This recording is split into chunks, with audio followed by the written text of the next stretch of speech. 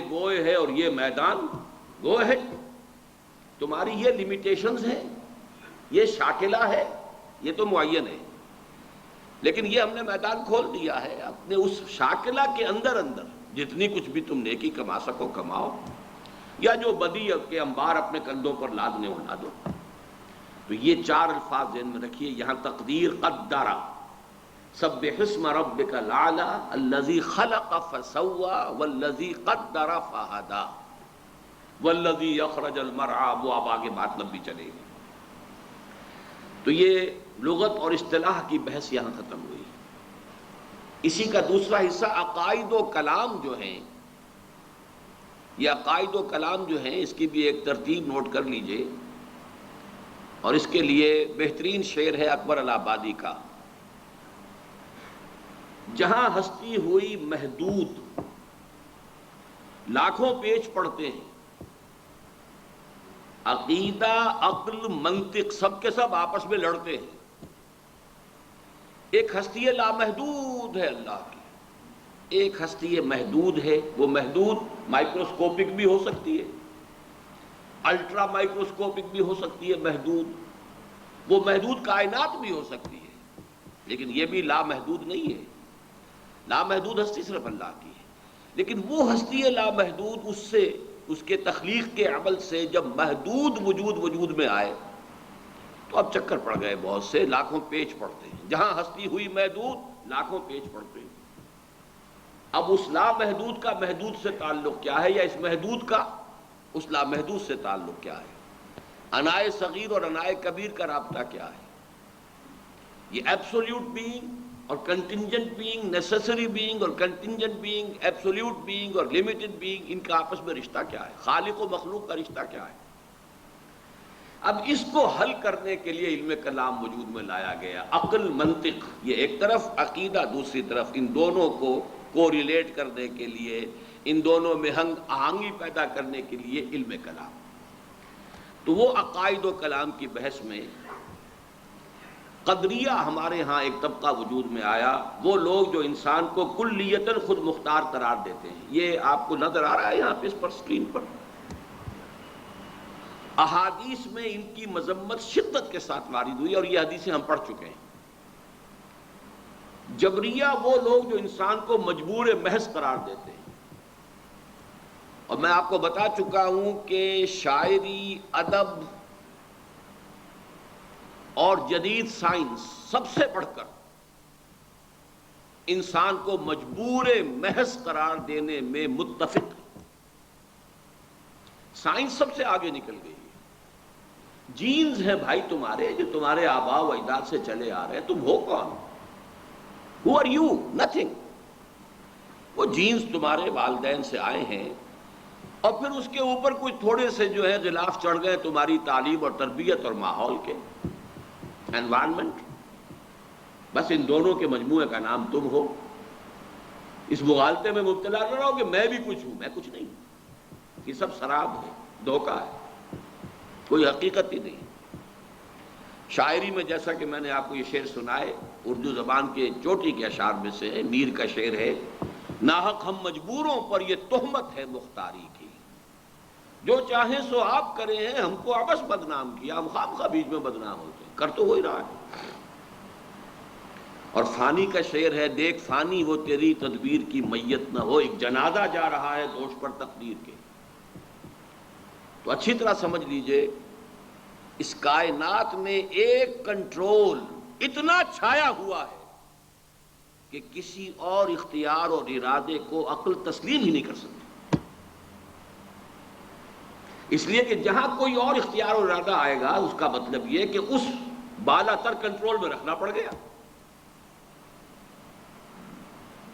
جہاں وجود، کسی بھی وجود کے حقیقی ہونے کا تصور آئے گا کہ حقیقتاً کوئی شے موجود ہے، وہاں اللہ کے وجود مطلق میں کی نفی ہو جائے گی. وہی لاکھوں پیچ پڑتے والی بات ہے. بہرحال سائنس، ادب، فلسفہ یہ سب جبریت کی طرف لاتے ہیں. اور ہمارے جو کلامی نظریات تھے ان میں سے مرجیہ وہ ہیں کہ جنہیں بس یہ کہ کسی عذاب ثواب کا کوئی وہ نہیں ہے، کوئی عذاب کا کوئی سوال ہی نہیں، امید ہی امید ہے، اس لیے کہ جب مجبور ہے تو سزا کائے کی دے گا، وہ جو کچھ کر رہے ہیں ہم اس کے جبر کی وجہ سے کر رہے ہیں، سزا کا کوئی سوال نہیں۔ تو اگرچہ جبریہ کا لفظ جو ہے وہ نہیں آیا ہے جیسا کہ وہ احادیث ہم پڑھ چکے ہیں، لیکن مرجیہ کا لفظ آیا ہے، تو ان کی بھی مذمت، ان کی بھی نفی کی گئی ہے۔ اب ان دونوں کے بین اہل سنت کا معتدل موقف کیا ہے، یہ آج الفاظ میں معین یہاں آپ کے سامنے لکھا ہوا ہے۔ انسان کو ارادے اور انتخاب کی آزادی حاصل ہے، یہ مذہب ہے جو آپ کو ایک ہستی اور شخصیت عطا کرتا ہے کہ آپ بھی کچھ ہیں۔ سائنس نفی کرتی ہے، وہ تو وہی لطیفہ وہ ملا نصر الدین کا کہ دو سیر قیمہ لے کر آئے تھے کہ ذرا کباب بنانا، اہلیہ کو دیا، خود چلے گئے کہیں کام باہر، اہلیہ کے کہیں اپنے میں کیسے رشتہ دار کو آ گئے، انہوں نے سب پکا پکو کے کھلا دیا۔ اب آئے ملا نصر الدین کہ بھائی وہ ذرا کباب بنا کے لاؤ، کہ وہ تو سب بلی کھا گئی، کہ سارا کھا گئی، سب کھا گئی۔ بلی کو پکڑ کے تولا تو وہ بھی 2 سیر، کہ اگر یہ بلی ہے تو وہ کباب کہاں ہے، اور یہ اگر کباب ہے تو بلی کہاں ہے؟ اگر قدرت کاملہ محیطہ قاہرہ هو القاہر فوق عبادہ، صرف قادر نہیں، قاہر، یہ بھی لفظ شاید گالی لگے آپ کو، معاذ اللہ، قل هو القادر فوق عبادہ، قل هو القاہر فوق عبادہ، وہ قادر ہی نہیں قاہر ہے۔ اللہ کی ہستی قاہر، اس کے ساتھ کہاں رہ جائے گا ارادہ؟ تو واقعہ یہ ہے کہ مذہب اس بات کرتا نہیں تم ہو، تمہارا ایک وجود ہے، تمہارا ایک آزادی ہے، چوائس ہے، تمہارا اپنا انتخاب ہے، تمہارا اپنا اختیار ہے، کتنا ہی کم ہو ہے، اور اسی کی بنیاد پر وہ مکلف اور جواب دہ ہے، از رسپانسبل اینڈ اکاؤنٹیبل۔ اگر آزادی نہ ہو تو اکاؤنٹیبلٹی کا سوال نہیں، رسپانسبلٹی کا سوال نہیں۔ لیکن ایک جانب اس کے کسی بھی ارادے کا پورا ہونا بالکل یا اللہ کے اذن اور اس کی توفیق و تیسیر پر منحصر ہے۔ ارادہ آپ نے کیا، اس کا پورا ہونا آپ کے اختیار میں نہیں ہے، ارادہ کر دینے کا اختیار آپ کو تھا۔ اب ظاہر بات ہے کہ اس میں نہ معلوم کتنے فیکٹرز ہوں گے، there's many a slip between the cup and the lip۔ ارادہ تو آپ نے کیا ہے، خارجی عوامل ہو سکتے ہیں، مادی عوامل ہو سکتے ہیں، کوئی شخص طاق میں بیٹھا ہوا ہے کہ آپ کا ارادہ پورا نہ ہونے دے، کوئی اور قوت ہے کہ جو رکاوٹ ڈال رہی ہے، اور سب سے اوپر یہ کہ اللہ کا اذن نہیں، اللہ کی تیسیر نہیں، اللہ کی توفیق نہیں، تو یہ وجود میں آ ہی نہیں سکتا۔ گویا انسان صرف کاسب اعمال ہے، خالق اعمال نہیں ہے۔ یہ الفاظ ہیں کہ جو اہل سنت کے اعتبار سے بہت اہم ہے۔ کسب ہے کمائی، میں نے نیکی کا ارادہ کیا، بس میری کمائی ہو گئی۔ اب نیکی کا یہ ارادہ پورا ہو، یہ اللہ کے اذن پر، تیسیر پر، تائید پر، توفیق پر، حالات کی موافقت پر، عناصر کی موافقت پر، اور یہ عناصر یہ بھی اللہ کے قبضہ قدرت میں دار و مدار اس پر ہے۔ تو اعمال کا خلق ہونا، واللہ خلقکم وما تعملون، اللہ ہی نے تمہیں بھی پیدا کیا ہے، تمہارے اعمال کو بھی پیدا کیا ہے، تم اپنے اعمال کے خالق نہیں، لیکن چونکہ اس میں ابتدائی ارادہ تمہارا تھا، ابتدائی جو ہے چوائس تمہارا تھا، کاسب ہو گئے ہو، نیکی تم نے کما لی، یا بدی کا جو بھی ہے تمہارے اوپر وبال آ جائے گا۔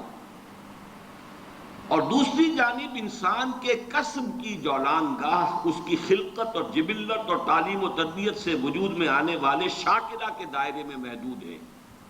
یعنی آپ نے چوائس بھی کیا، اللہ کا اذن بھی آ گیا، اس سب کے باوجود اللہ نے آپ کے گرد جو ایک شاکلہ بنا رکھا، آپ اس سے نہیں نکل سکیں گے، وہ شاکلہ مستقل ہے۔ اور جیسا کہ پچھلی مرتبہ میں بیان کر چکا ہوں، یہ شاکلہ جبلت سے بنا ہے، یہ حدیثیں ہم پڑھ چکے ہیں۔